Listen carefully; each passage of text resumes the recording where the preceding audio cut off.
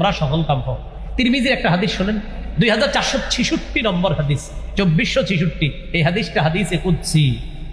عن أبي هريرة رضي الله تعالى عنه قال قال رسول الله صلى الله عليه وسلم إن الله تعالى يقول يا ابن آدم, আল্লাহ রব্বুল আলামিন বলেন, হে আদম সন্তান, হে আদম সন্তান, তাফাররাগ লিইবাদাতি, তুমি আমার ইবাদতের জন্য একটু চেষ্টা মুজাহাদা করো, যথাসাধ্য চেষ্টা করো আমার ইবাদতের জন্য।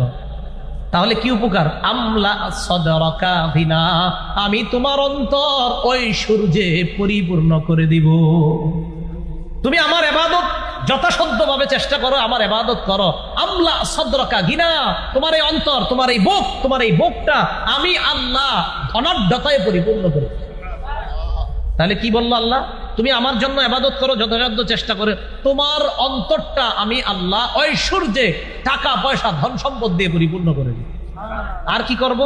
ওয়া আসুদ্দা ফাকারাকা, তোমার দারিদ্রতা আমি আল্লাহ দূর করে দিব। ওয়া ইল্লা তাফআল, তুমি যদি ইবাদত না করো, আমার ইবাদত না করে যদি শুধু খালি টাকার পিছে দৌড়াও, এজন্য তো ইবাদত করো না। আল্লাহ বলেন, মালাতু ইয়াদাইকা শুগলা, তোমার দুই হাত আমি আল্লাহ ব্যস্ত করে দিব। এত ব্যস্ত করব, খালি যেই কেউ হুজুর আয়েশা বলবে নামাজ পড়ছেনি, হুজুর সুযোগই পাই না, আল্লাহ কয় তোরে আমি ব্যস্ত করছি। আর কি করব? আলাম আসুদ্দা ফাকরাকা, তোর দারিদ্রতা আমি কোনোদিনও দূর করব না। আপনি মনে করেন সব কোটিপতি অনেক বেশি, খুঁজা দেখেন 9 কোটি ঋণ আছে। আমগো কুমিল্লার আনিসুর রহমান আশরাফ হিসাব যদি সুন্দর মতো করতে পারে, ওইগুলো ফরমালিন হাসি। কি হাসি? মানে হাসে যে এত টাকার মালিক, তো আবার বলে ঋণও আছে। এত টাকা ঋণ নিয়ে এই হাঁটি কেমনে দেয়? সুদের টাকা, যেই ব্যক্তির কাছে সুদে ব্যাংক টাকা পায়, আশরাফ হিসাবে একটা বয়ান আছে দেখবেন, সেখানে কয় হ্যাঁ হাসে কেমনে, এই টাকা, সুদের টাকার বোঝা মাথায় নিয়ে এই লোক হাসে কেমনে? এগুলো আসল হাসি না, এগুলো ফরমালিন হাসি।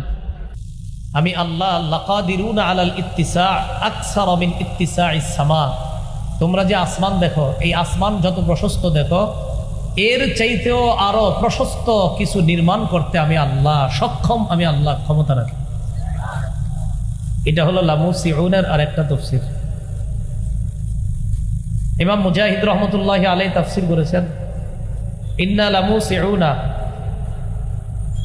আই ইন্না লাকাদিরুনা বিখালকি সামাইন বিমিসলিহা, যে আসমানটা তোমরা তাকায় দেখতেছো, এই জাতীয় আরো আসমান বানাইতে আমি আল্লাহ সক্ষম, আমার কাছে কোনো ব্যাপার না, আমি আল্লাহ এটার ক্ষমতা রাখি।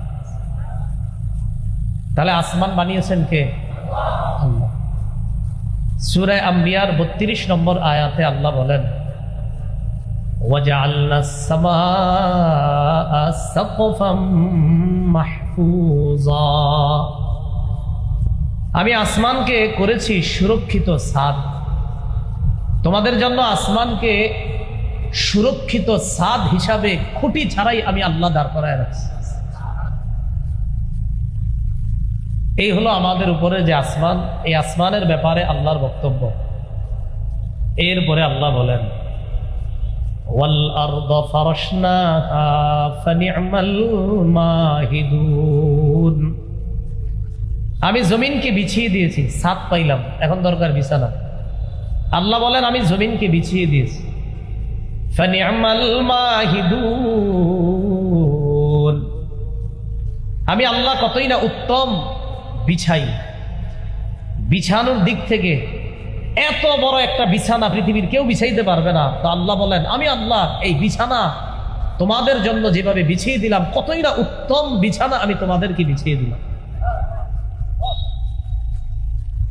এটা তাফসীরে আল্লামা মুহাম্মদ ইবনে কাসির রহমতুল্লাহ